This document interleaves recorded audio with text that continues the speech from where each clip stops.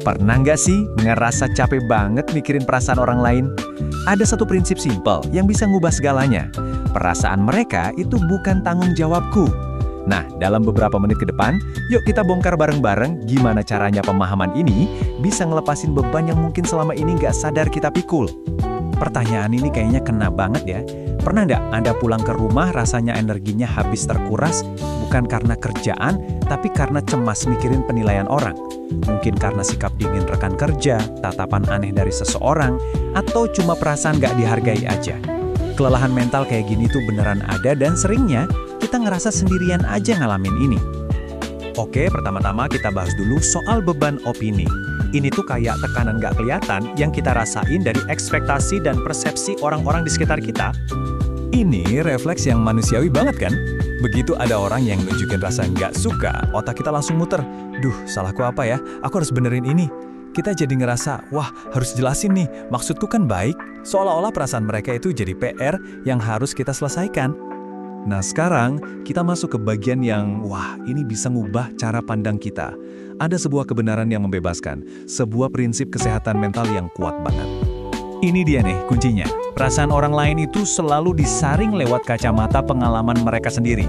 Sikap dingin seseorang itu mungkin sama sekali bukan tentang Anda. Bisa jadi karena mereka lagi stres, lagi ngerasa insecure, atau bahkan keinget luka lama. Semua itu benar-benar di luar kendali kita. Nah, konsep inilah yang namanya batas emosional yang sehat. Ini bukan berarti kita jadi cuek atau nggak peduli loh. Justru sebaliknya, ini tentang kesadaran yang jernih. Coba bayangin kayak gini, ada dua lingkaran tanggung jawab. Lingkaran Anda, isinya perilaku Anda. Lingkaran mereka, isinya reaksi mereka.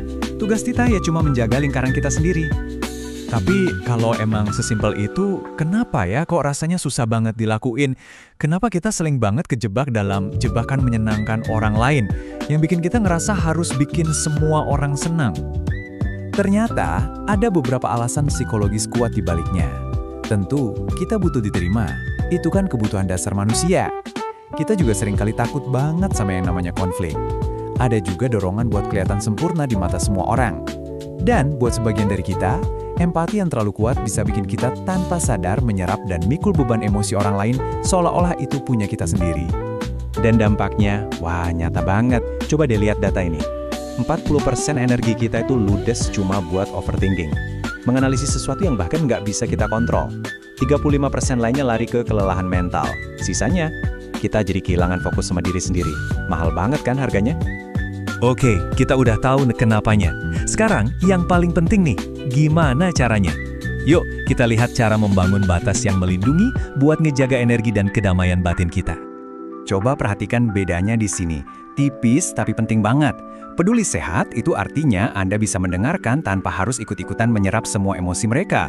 Anda bisa bersikap profesional tanpa harus maksa biar disukai. Tapi yang paling penting adalah ini.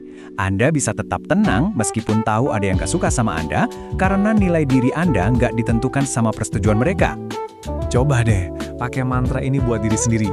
Pas rasa cemas itu muncul, bilang ke diri sendiri, aku sudah bersikap baik. Sisanya bukan kendaliku. Ini bukan penyangkalan ya, tapi pengingat yang tegas tentang di mana batas tanggung jawab Anda selesai. Anda sudah melakukan bagian Anda. Jadi, pas momen itu datang, apa yang bisa kita lakuin?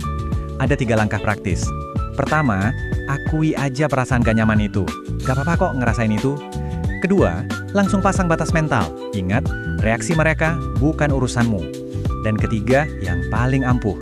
Alihkan fokus Anda kembali ke hal yang bisa Anda kontrol. Kualitas kerja Anda, tindakan Anda selanjutnya.